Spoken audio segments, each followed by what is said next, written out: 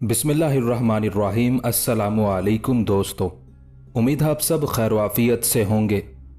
शाह रंगीला part 11।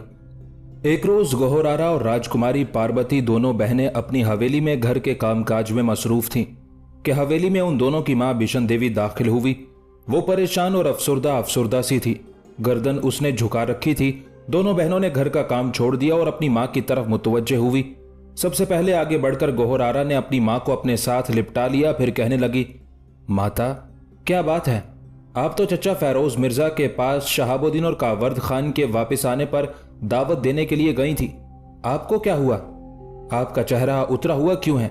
दुनिया भर की परेशानियां आपके चेहरे पर बरस रही हैं। गोहरारा की उस सारी गुफ्तगू के जवाब में बिशन देवी ने कोई जवाब ना दिया। सीधी दीवान खाने में दाखिल हुई और एक नशिस्त पर बैठते हुए अपने दोनों हाथों में उसने अपना सर थाम लिया था। उस मौके पर उसके एक तरफ गोहरारा और दूसरी तरफ राजकुमारी पार्वती बैठ गई थी। दोनों ने बिशन देवी को अपने साथ लिपटा लिया था। इस बार निहायत मोहब्बत और अपनायत में पार्वती ने बिशन देवी को मुखातिब किया, माता हम दोनों आपकी बेटियां भी हैं और बेटे भी। क्या किसी ने आपकी दिल आजारी की है? क्या फैरोज मिर्जा के यहाँ किसी ने आपके मिजाज के खिलाफ कोई बात की है और आपकी ये हालत हो गई है?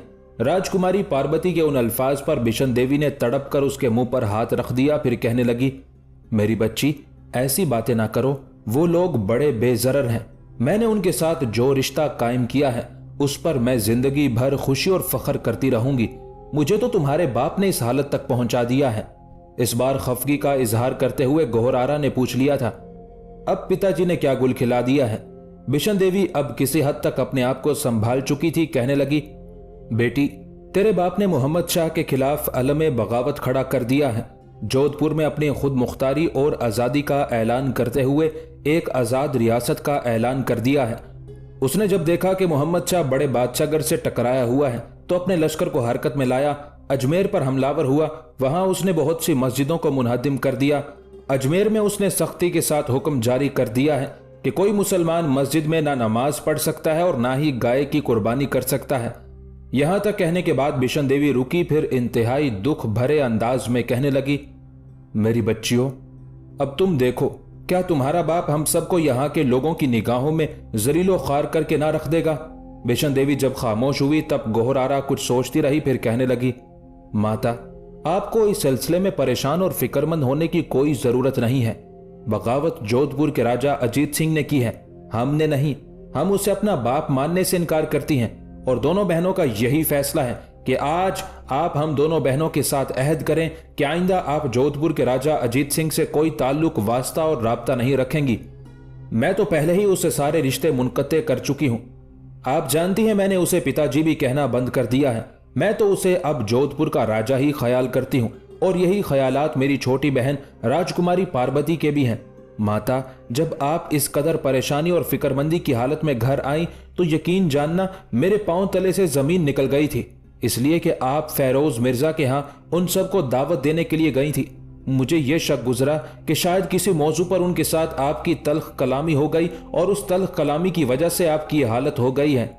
बिशन देवी अब मुकम्मल तौर पर अपने आप को संभाल चुकी थी। उसकी आंखों में उस वक्त जो नमी उतर आई थी वो उसने साफ कर ली। बारी बारी मुस्कुराते हुए एक निगाह उसने गोहरारा और पार्वती पर डाली। फिर कहने लगी, मैंने खामखा तुम दोनों को परेशान और फिक्रमंद कर दिया है। बेटी मैं शहाबुद्दीन से मिलना चाहती थी और मेरा इरादा था कि मैं उसे पकड़कर अपनी हवेली में लाती। मैं चाहती थी कि किसी मौके पर शहाबुद्दीन और पार्वती दोनों अलहदगी में बैठकर एक दूसरे से अपने दिल की बात कहें और मिलकर अपने मुस्तकबिल के फैसले करें। बिशन देवी जब खामोश हुई तब शिकवों भरी आवाज में गोहरारा उसे मुखातिब करके कहने लगी, माता मैं और पार्वती बड़ी बेचैनी से इंतजार कर रही थी कि आप शहाबुद्दीन को अपने साथ लेकर आएंगी। उसे आए हुए 2 दिन हो गए हैं। पहले तो वो लश्कर ही में रहा। सुना है आज ही हवेली में दाखिल हुआ है और अभी तक हमारी उससे मुलाकात भी नहीं हुई। गोहरारा जब खामोश हुई तब बिशन देवी कहने लगी, बेटी शहाबुद्दीन और कावर्द खान इस वक्त दोनों हवेली में नहीं है। दोनों को नए वजीर इनायतुल्लाह ने अपने पास बुलाया है। अब देखें वो उन दोनों से क्या कहता है। बिशन देवी के उस इंकशाफ पर पार्वती फिक्रमंद हो गई थी। गहरी सोचों में खोए हुए कहने लगी, माता, दोनों के लिए कोई खतरे की बात तो नहीं। जवाब में बिशन देवी कहने लगी, बेटी, घर के किसी फर्द को अभी तक ये पता नहीं चला कि नए वजीर इनायतुल्लाह ने उन दोनों को क्यों बुलाया है। अब वो वापिस आए तब ही पता चले कि उन दोनों को बुलाने की क्या वजह है। बिशन देवी के उन अल्फाज के जवाब में गोहरारा या पार्वती दोनों में से कोई बोलना ही चाहती थी कि ऐन उसी लम्हे हवेली में इबादुद्दीन और शहाबुद्दीन का बड़ा भाई शरफुद्दीन दाखिल हुए। बाहर खटका होने की वजह से गोहरारा दीवान खाने से बाहर निकली। उसके पीछे पीछे पार्वती भी बाहर आ गई थी।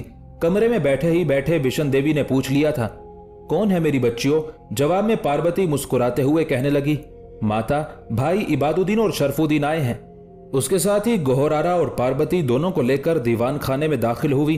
पार्वती और गोहरारा जहां से उठी वहीं बैठ गई, जबकि इबादुद्दीन और शरफुद्दीन उसके सामने बैठ गए थे। फिर गुफ्तगू का आगाज इबादुद्दीन ने किया था, हमारे घर में एक मसला उठ खड़ा हुआ है। अगर उसे सुलझाया ना गया तो वो हमारे लिए मुसीबत का बाइस भी बन सकता है। घर का हर शख्स शर्मसार है कि आज आप लोगों ने हमारी दावत की थी, लेकिन हालात ऐसा रुख इख्तियार कर गए हैं कि हमारे यहाँ परेशानी ही परेशानी है। और इबादुद्दीन यहीं तक कहने पाया था कि उसे रुक जाना पड़ा, इसलिए कि बिशन देवी, गोहरारा और पार्वती बेचारी इंतहा दर्जे की परेशान और फिक्रमंद हो रही थी। उस मौके पर गोहरारा ने आखिर इबादुद्दीन को मुखातिब किया, क्या मसला उठा है जो मुसीबत का बाइस बन सकता है? वजीर इनायतुल्लाह खान कश्मीरी ने भाई शहाबुद्दीन और कावर्द को बुलाया हुआ था। क्या उनसे कोई सख्त कलामी हो गई है या दूसरे अमूर पर कोई ज्यादती करने के दर पे है? गोहरारा जब खामोश हुई तब उसी जैसी परेशानी और फिक्रमंदी में राजकुमारी पार्वती इबादुद्दीन की तरफ देखते हुए कहने लगी, भाई, पहले आप ये बताएं कि शहाबुद्दीन और कावर्द खान वजीर से मिलने के बाद वापस आ गए हैं कि नहीं?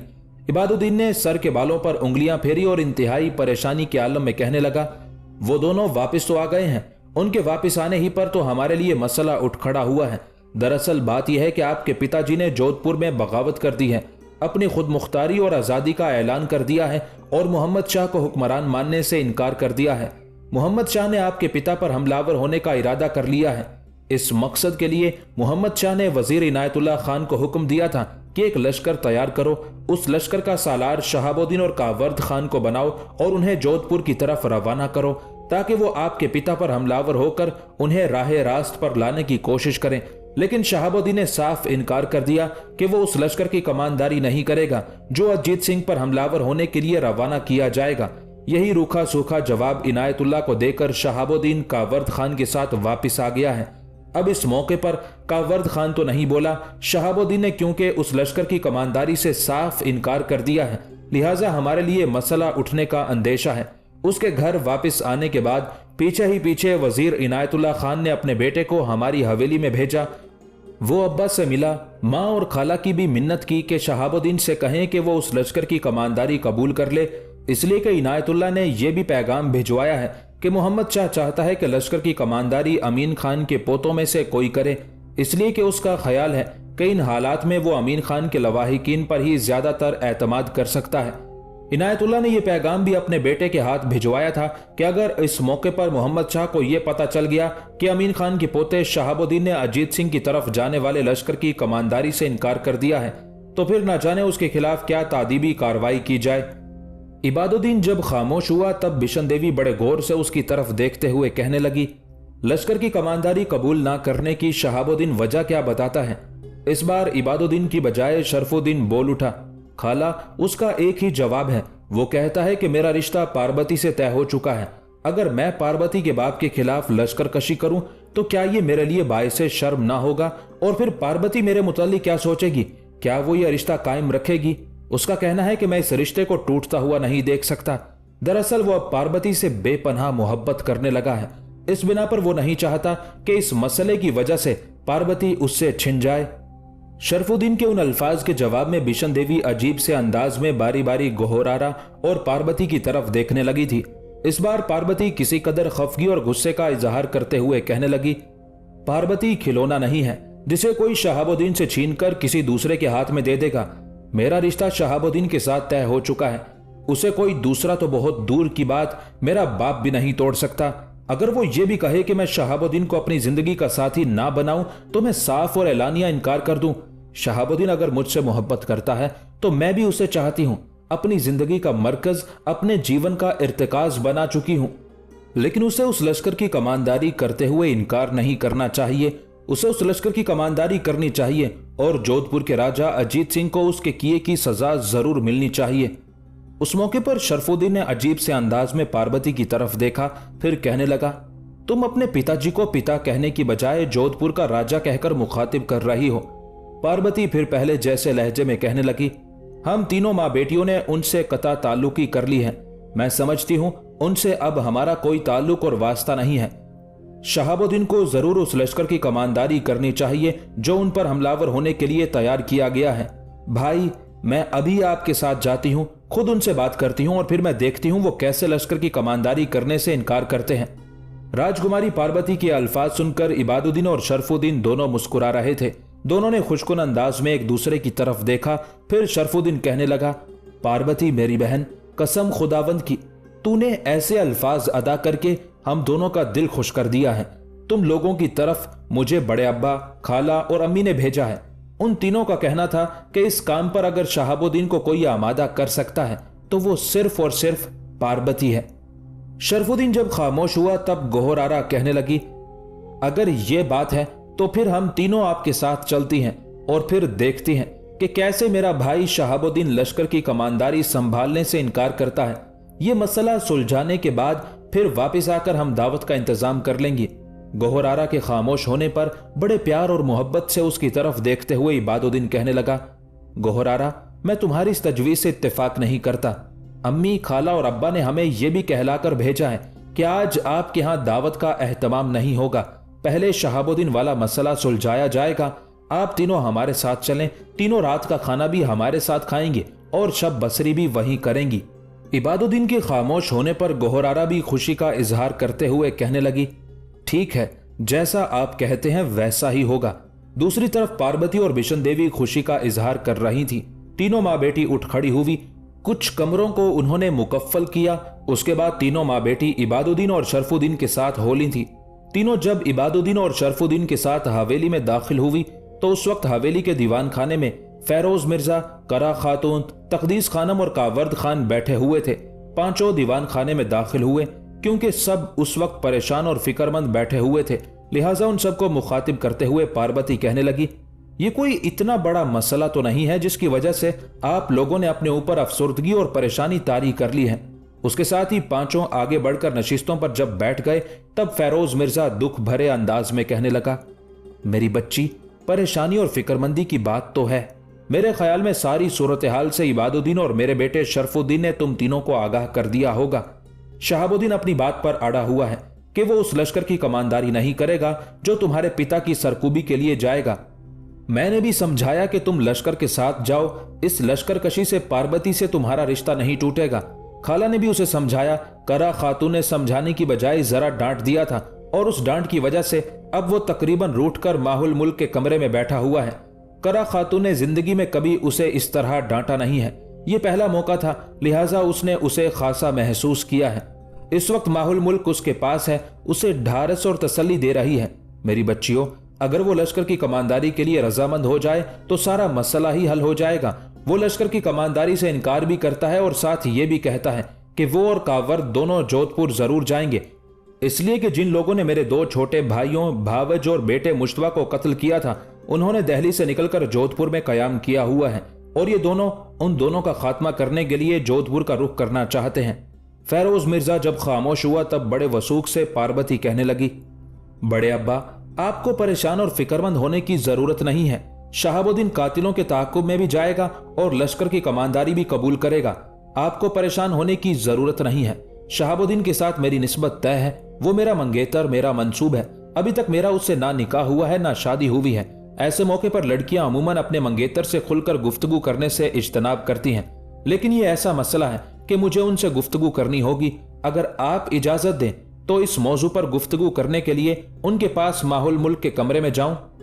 उस मौके पर फेरोज मिर्जा जवाब तलब से अंदाज में तकदीस खानम और करा खातून की तरफ देखने लगा था। वो दोनों सलाह मशवरा करके कोई जवाब देना ही चाहती थी कि ऐन उसी लम्हे फेरोज मिर्जा की मां मेहरुन्निसा दाखिल हुई थी। आगे बढ़कर वो फेरोज मिर्जा के सामने बैठ गई, फिर कहने लगी, फेरोज मिर्जा, शहाबुद्दीन ने हाँ कही है कि नहीं? मैं तो नमाज पढ़कर काफी देर दुआ मांगती रही हूं कि मेरा बेटा इस मुहिम की कमानदारी करने पर रजामंद हो जाए।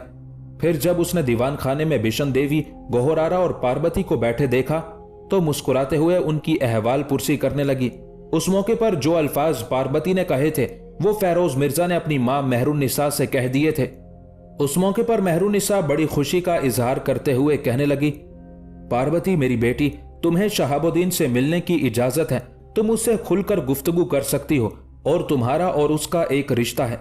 मेरी बच्ची, अगर इस काम के लिए तुम उसे तैयार कर लो तो मैं समझूंगी हमारे एक बड़े मसले का खात्मा हो गया है। फिर मेहरुन्निसा ने फेरोज मिर्जा की तरफ देखा और पूछा, फेरोज मिर्जा, अगर पार्वती शहाबुद्दीन से मिलती है तो तुम्हें कोई एतराज है? फेरोज मिर्जा ने मुस्कुराते हुए नफी में गर्दन हिला दी थी।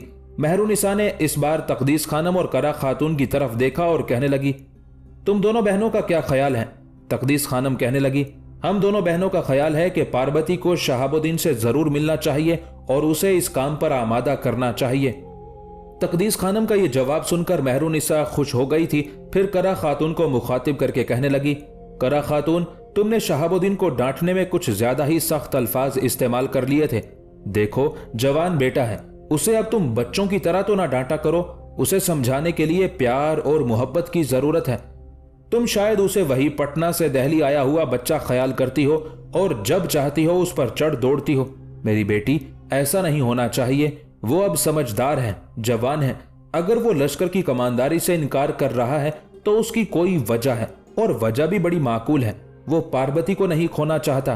पार्वती, गोहरारा और बिशन देवी के साथ उसका जो रिश्ता है उसे मुनक़ते होते नहीं देख सकता। बस इस बिना पर वो इनकार कर रहा है। मेहरुन्निसा जब खामोश हुई तब गोहरारा उसे मुखातिब करके कहने लगी, दादी अम्मा, हमारे बाप ने यह कदम उठाकर इंतहा दर्जे का अहमकाना रवैया अपनाया है। वो पहले भी अक्सर ऐसे फैसले किया करता था। दादी अम्मा, दरअसल हमारे बाप की परवरिश ऐसे माहौल में हुई है जहां इस किस्म के रवैयों को कोई ज्यादा अहमियत नहीं दी जाती। उसके यहां रिश्तों की भी कोई कदर कीमत नहीं, खुलूस और मोहब्बत का भी कोई मकाम नहीं है। मुझे, मेरी बहन और माता तीनों को पता है कि हमारे बाप ने गलत कदम उठाते हुए बगावत और सरकशी का इजहार किया है। और अगर मुगल शहंशाह और वजीर इनायतुल्लाह काश्मीरी शहाबुद्दीन को इस लश्कर की कमानदारी सौंपना चाहते हैं जो जोधपुर पर हमलावर होगा, तो शहाबुद्दीन को उस लश्कर की कमानदारी कबूल करनी चाहिए और करनी होगी। इसी में हम तीनों माँ बेटी की खुशी और तमानियत है। उस मौके पर राजकुमारी पार्वती अपनी जगह से उठी, एक गहरी निगाह करा खातून पर डाली, फिर कहने लगी, अम्मा, मैं माहुल मुल्क के कमरे में जाऊं? करा खातून ने जब मुस्कुराते हुए असबात में गर्दन हिलाई तब राजकुमारी पार्वती बेपनाह खुशी का इजहार करते हुए दीवान खाने से निकल गई थी। राजकुमारी पार्वती जब माहुल मुल्क के कमरे के दरवाजे के पास पहुंची तो उसने देखा माहुल मुल्क और शहाबुद्दीन दोनों आमने सामने बैठे हुए थे। माहुल मुल्क ने शहाबुद्दीन का हाथ अपने हाथ में लिया हुआ था और उसका हाथ दूसरे हाथ से थपथपा रही थी, साथ ही उसे कुछ समझाने की कोशिश भी कर रही थी। दरवाजे पर खड़ी होकर पार्वती थोड़ी देर तक दोनों बहन भाइयों को इस अंदाज में देखते हुए खुशी का इजहार करती रही। इतनी देर तक उन दोनों ने भी उसे देख लिया था। फिर दोनों मुस्कुराते हुए उठ खड़े हुए थे। पार्वती कमरे में दाखिल हुई, माहुल मुल्क के करीब गई। माहुल मुल्क पुरजोश अंदाज में उससे मिली, फिर कहने लगी, मेरी बहन, तुम बड़े अच्छे वक्त पर आई हो। मैं समझती हूं कि जो काम मैं नहीं कर सकी, जिस काम को घर वाले नहीं निपटा सके, वो काम तुम बड़ी आसानी से अंजाम तक पहुंचा सकती हो। जहां मैं बैठी हुई थी तुम बैठो, मैं थोड़ी देर तक आती हूं। उसके साथ ही माहुल मुल्क कमरे से निकल गई थी। उसके जाने के बाद पार्वती थोड़ी देर तक अजीब से अंदाज में शहाबुद्दीन की तरफ घूरने के अंदाज में देखती रही।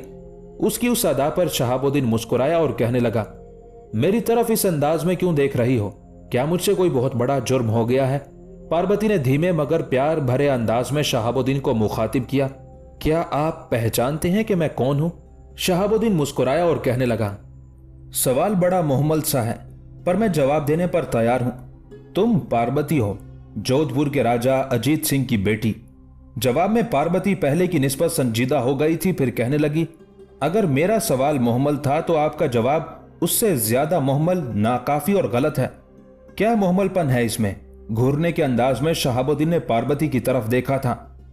इसमें गलत बात यह है कि मैं जोधपुर के राजा अजीत सिंह की बेटी हूं नहीं, कभी थी, लेकिन बेटी होने का वो दौर अब खत्म हो चुका। क्यों हो चुका, इसकी तफसील तो मैं कभी बाद में आपके पास बैठकर बताऊंगी। फिलहाल मैं आपसे ये कहना चाहती हूँ कि मैं जोधपुर के राजा अजीत सिंह की बेटी नहीं, बल्कि दिल्ली की सल्तनत के मरहूम वजीर मोहम्मद अमीन खान के पोते मोहतरम अली मुराद के बेटे और एक बावकार खातून करा खातून के फर्जंद मोहतरम शहाबुद्दीन की मंसूबा मंगेतर और होने वाली बीवी हूँ। असल तारुफ मेरा ये है। यहां तक कहने के बाद पार्वती रुकी, फिर अपनी बात को आगे बढ़ाते हुए वो कह रही थी, अब जबकि मैंने अपना तारुफ करवाया है तो मेरा आपके साथ एक रिश्ता भी अयां हो गया है। अब अगर इस रिश्ते की अहमियत को समझते हैं तो मैं ख्याल करती हूं कि माँ बाप के बाद यह रिश्ता सबसे ज्यादा बावकार और अहम है। इस रिश्ते को सामने रखते हुए मैं आपसे ये पूछती हूं कि आपने उस लश्कर की कमांदारी करने से क्यों इनकार कर दिया जिसने जोधपुर पर हमलावर होने के लिए रवाना होना है। पार्वती के उन अल्फाज पर ताज्जुब से उसकी तरफ देखते हुए शहाबुद्दीन कहने लगा, ये तुम मुझसे पूछ रही हो कि मैंने तुम्हारे बाप अजीत सिंह पर हमलावर होने वाले लश्कर की कमांदारी से क्यों इनकार किया। पार्वती ने तेज निगाहों से शहाबुद्दीन की तरफ देखते हुए कहना शुरू किया, इस वक्त भूल जाएं कि मैं अजीत सिंह की बेटी हूं। इस वक्त अपने जहन में यह बात रखें कि आपने जोधपुर की बगावत को खत्म करने वाले लश्कर की कमांदारी करनी है और किसी सूरत इनकार नहीं करना। मुझे बताया गया है कि आप जोधपुर वाले लश्कर की कमांदारी इसलिए कबूल नहीं करना चाहते कि कहीं मेरा आपका रिश्ता ना मुनक़ते हो जाए। मैं आप पर एक बात वाज़ेह कर दूं, जिस वक्त माहुल मुल्क ने मेरे और आपके रिश्ते की बात नहीं की थी, उससे चंद दिन पहले ही मैंने अपनी दीदी गोहरारा से कह दिया था कि अगर मेरा रिश्ता शहाबुद्दीन से तय कर दिया जाए तो मैं समझूंगी मुझे दुनिया जहान की नेमतें मिल गई हैं। इसलिए कि आपके साथ रिश्ता तय होने और आपके साथ मंगनी होने से पहले ही मैं आपको चाहने और आपसे मोहब्बत करने लगी थी। मैं ये भी जानती हूं कि आप मुझे चाहते हैं। इसी बिना पर आप लश्कर की कमांदारी करते हुए पसोपेश और इनकार से काम ले रहे हैं, लेकिन आपने हर सूरत में इस लश्कर की कमांदारी करनी है। अगर आपने मेरे समझाने के बावजूद भी इनकार किया तो फिर एक बात याद रखना, मैं अभी और इसी वक्त बड़े अब्बा फैरोज मिर्जा के पास जाऊंगी, अम्मा करा खातून तकदीस खानम से बात करूंगी, दादी मेहरुनिसा से भी कहूंगी कि मेरी और शहाबुद्दीन की अभी और इसी वक्त शादी कर दी जाए। और पार्वती मजीद कुछ कहना चाहती थी कि उसकी बात काटते हुए मुस्कुराते हुए शहाबुद्दीन बोल उठा, बड़ी बेचैनी और बेताबी हो रही है तुम्हें शादी करने की। पार्वती भी मुस्कुरा दी और कहने लगी, हाँ मुझे बड़ी बेचैनी और बेताबी हो रही है आपसे शादी करने की। इसकी वजह यह है कि इस वक्त अगर मैं अपनी बात पर जोर डालूंगी तो आप गुस्से में मुझे यह कह सकते हैं कि मैं कौन होती हूं आप पर इस तरह का दबाव डालने वाली। लेकिन जब मेरी आपसे शादी हो जाएगी, उसके बाद जब मैं आप पर दबाव डालूंगी और आप ये जुमला अदा करेंगे तो फिर मैं कहूंगी, मोहतरम शहाबुद्दीन, मैं आपकी बीवी हूं और मैं आप पर ऐसा दबाव डालने का हक रखती हूं। अब कहें आप क्या कहते हैं। पार्वती जब खामोश हुई तो शहाबुद्दीन किसी कदर संजीदा हो गया और कहने लगा, पार्वती, इसमें कोई शक नहीं कि मैं तुम्हें पसंद करता हूं, तुमसे मोहब्बत करता हूं, लेकिन मैंने लश्कर की कमांदारी संभालने से इसीलिए इनकार किया था कि मैं तुम्हारे बाप के खिलाफ लश्कर कशी नहीं करना चाहता। मुझे खदशा और डर था कि मैं अगर ऐसा करूंगा तो कहीं तुम्हारे और मेरे ताल्लुकात खत्म ना हो जाएं, और मैं ऐसा नहीं चाहता था, इसलिए कि लश्कर की कमांदारी के लिए और बहुत से सालार मिल सकते हैं, लेकिन शहाबुद्दीन को पार्वती से बेहतर जिंदगी की साथी नहीं मिल सकती। जवाब में पार्वती ने हल्का सा कहकहा लगाया, कहने लगी, मैं तो समझती थी कि मोहब्बत के मामले में आप यूं ही से होंगे, लेकिन आप तो इस मामले में बड़े पुख्ता कार लगते हैं, बड़े अच्छे प्यारे और लच्छेदार जुमले बोल सकते हैं।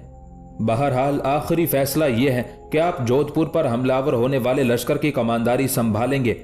इसमें मेरी माता, मेरी दीदी गोहर की नाराजगी नहीं बल्कि खुशनुदी शामिल है, और जोधपुर पर हमलावर होते हुए मेरे और आपके रिश्ते पर कोई फर्क नहीं पड़ेगा। यह रिश्ता मुनक़ते नहीं होगा बल्कि मजीद पुख्ता होगा, इसलिए कि हम तीनों माँ बेटियां जोधपुर के राजा अजीत सिंह से एक तरह की कता ताल्लुकी कर चुकी हैं। अब बोले आप क्या कहते हैं। शहाबुद्दीन मुस्कुराया, फिर कहने लगा, अब मेरे पास कहने को कुछ नहीं है।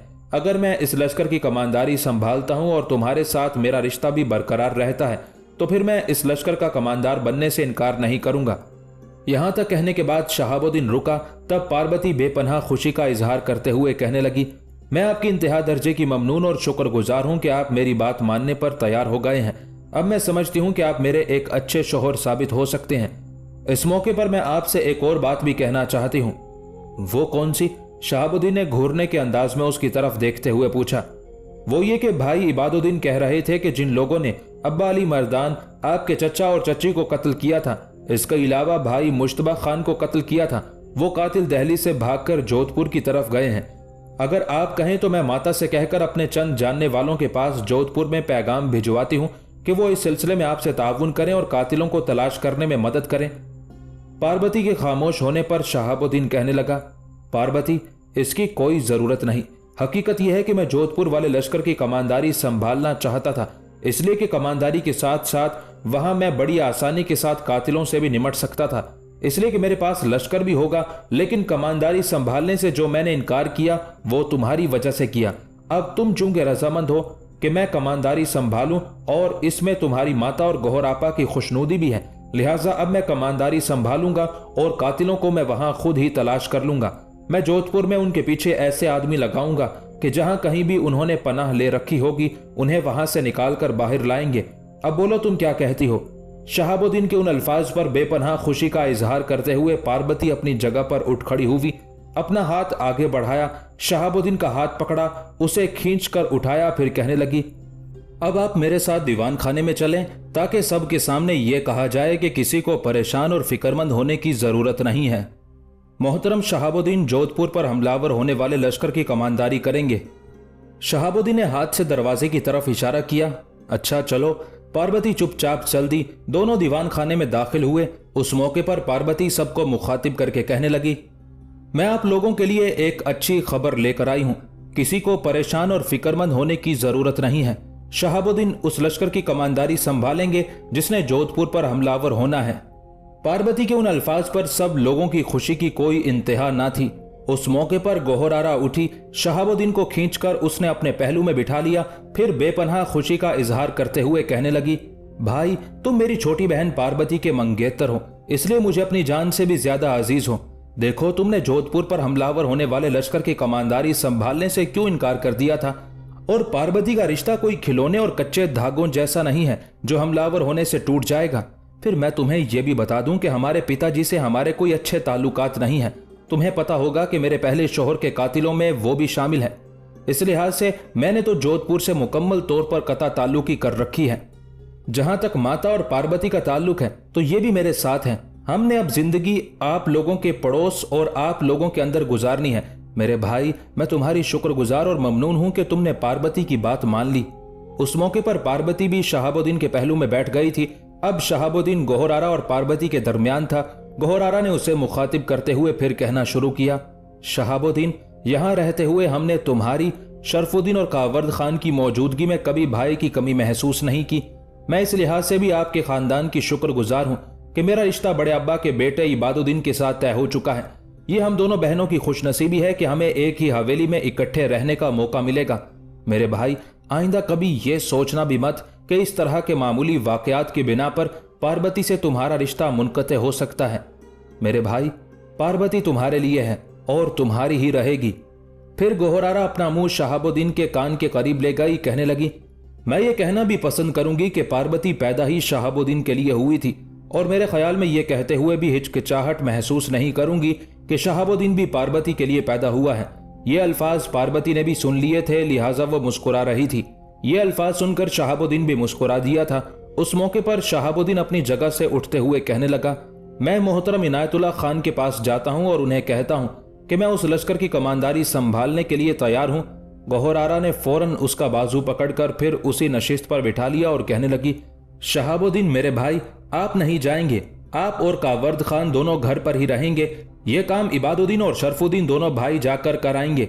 गौहर आरा के उन अल्फाज के साथ ही इबादुद्दीन और शरफुद्दीन उठ खड़े हुए। फिर इबादुद्दीन कहने लगा, मैं और शरफुद्दीन जाते हैं और मोहतरम इनायतुल्लाह से कहते हैं कि शहाबुद्दीन और कावर्द खान दोनों उस लश्कर की कमांदारी संभालने के लिए तैयार हैं।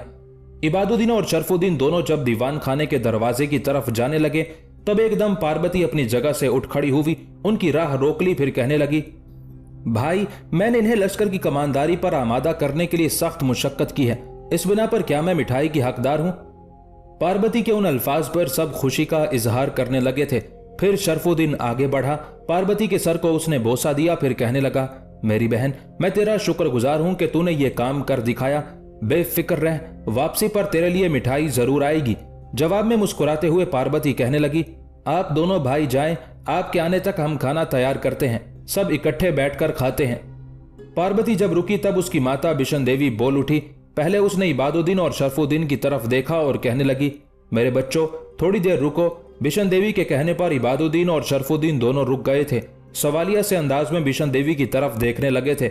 उस मौके पर बिशन देवी ने बारी बारी मेहरुन्निसा और फेरोज मिर्जा की तरफ देखा, फिर उन्हें मुखातिब करके कहने लगी, अम्मा मेहरुन्निसा और भाई फेरोज मिर्जा, अब इस हवेली के आप दोनों ही बड़े हैं। इस मौके पर आप दोनों से मेरी एक गुजारिश है और मुझे उम्मीद है कि आप इनकार नहीं करेंगी। बिशन देवी जब रुकी तब बड़ी मोहब्बत से उसकी तरफ देखते हुए मेहरुन्निसा कहने लगी, बिशन देवी मेरी बेटी, कहो तुम क्या कहना चाहती हो, हम तुम्हारा कहा टालेंगे नहीं। मेहरुन्निसा के उन अल्फाज पर बिशन देवी खुश हो गई थी। कहने लगी, अम्मा दरअसल बात यह है कि जब से मैं और गोहरारा और पार्वती तीनों माँ बेटियों ने साथ वाली हवेली में रिहाइश इख्तियार की है, तब से हमारी दावतें आपकी हवेली में होती रही हैं। मोहतरम अमीन खान ने दावतों के सिलसिले में कभी हमें जवाबी कार्रवाई करने का मौका ही फराहम नहीं किया था। उनकी शफकत, उनकी मोहब्बत हमारे साथ ऐसी थी कि यहाँ के रिश्तों के अलावा बाकी सब रिश्तों को हम फरामोश ही कर चुकी थी। बात यह है कि वैसे तो इबादुद्दीन, शरफुद्दीन, कावर्द खान, शहाबुद्दीन सब ही मेरे बेटे हैं, लेकिन शहाबुद्दीन और कावर्द क्योंकि दक्कन गए हुए थे, वहां से ये दोनों जिस रोज लौटे थे, मैं और गोहरारा और पार्वती ने इरादा किया था कि उस रोज इनकी दावत करेंगे। फिर साथ ही हैदर बेग के मारे जाने की भी बुरी खबर आई। इस बिना पर मैं खामोश रह गई थी। आज तकदीस खानम, करा खातून और भाई फेरोज मिर्जा की मेहरबानी है कि हैदर बेग की मौत के दुख के बावजूद उन्होंने मुझे आज आप सब लोगों की दावत का एहतमाम करने की इजाजत दे दी। साथ ही साथ हमारी बदकिस्मती कि मेरे पति के बुरे इरादों की खबर भी आ गई और फिर शहाबुद्दीन के लश्कर की कमानदारी से इनकार ने भी हमें हिलाकर रख दिया। अब चूंकि शहाबुद्दीन लश्कर की कमानदारी के लिए तैयार हो चुका है, मैं चाहती हूं कि हमारी हवेली में आज दावत का एहतमाम किया जाए। यहाँ तो हर रोज रौनक होती है, मैं चाहती हूँ आज रौनक वहीं रहे और शब बसरी भी सब वहीं करें। अम्मा बात यह है कि दावत का सारा सामान वहां मौजूद है। इबादुद्दीन और शरफुद्दीन दोनों बेटियों की मेहरबानी के सारा सामान उन्होंने हमें बहम पहुंचाया। अब आपकी मेहरबानी होगी कि आप हमें आज वहां दावत करने और सबको वहीं शब बसरी की इजाजत दें। बिशन देवी जब खामोश हुई तब खुशी का इजहार करते हुए मेहरुन्निसा कहने लगी, बिशन देवी तुम्हें ऐसा करने की इजाजत है, बल्कि इस खुशी में तो मैं सबसे आगे तुम्हारी हवेली का रुख करूंगी। फिर मेहरुन्निसा ने तकदीस खानम और करा खातून की तरफ देखते हुए कहना शुरू किया, मेरी बच्चियों उठ जाओ, बिशन देवी का कहा टाला नहीं जा सकता। आज दावत का वहीं एहतमाम होगा और शब बसरी भी वहीं होगी, उठ जाओ। जिस वक्त मेहरुन्निसा के कहने पर तकदीस खानम और करा खातून उठ रही थी, उस वक्त तक अरूमा, पार्वती और माहौल मुल्क फिर अपनी जगहों पर बैठ चुकी थी। उस मौके पर पार्वती ने हल्की सी कोहनी शहाबुद्दीन के मारी और कहने लगी, अब जबकि सब हमारी हवेली की तरफ जाने लगे हैं तो आप ये बहाना ना बनाना कि आप यहीं बैठेंगे, आप मेरे साथ वहां चलेंगे। पार्वती ने ये अल्फाज बड़ी राजदारी और सरगोशी में कहे थे, लेकिन साथ बैठी हुई गोहरारा ने सुन लिए थे। वो भी शहाबुद्दीन की तरफ देखते हुए मुस्कुराकर कहने लगी, भाई शहाबुद्दीन, पार्वती ठीक कहती है, आप हमारे साथ वहां चलेंगे। मेरे भाई, आप सब के होते हुए वहां रौनक रहेगी। उस मौके पर फेरोज मिर्जा ने इबादुद्दीन और शरफुद्दीन की तरफ देखा और कहने लगा, मेरे बच्चों, तुम दोनों इनायतुल्लाह के पास जाओ और उसे कहो कि शहाबुद्दीन और कावर्द लश्कर की कमानदारी के लिए तैयार हैं और उसके इत्तला वो मोहम्मद शाह को कर सकता है। ये पैगाम देकर तुम गोहरारा की हवेली की तरफ आ जाना। उसके साथ ही इबादुद्दीन और शरफुद्दीन निकल गए थे। बाकी सब लोग भी उठे, हवेली के कमरों को मुकफ्फल किया। उसके बाद सब गोहरारा की हवेली का रुख कर रहे थे।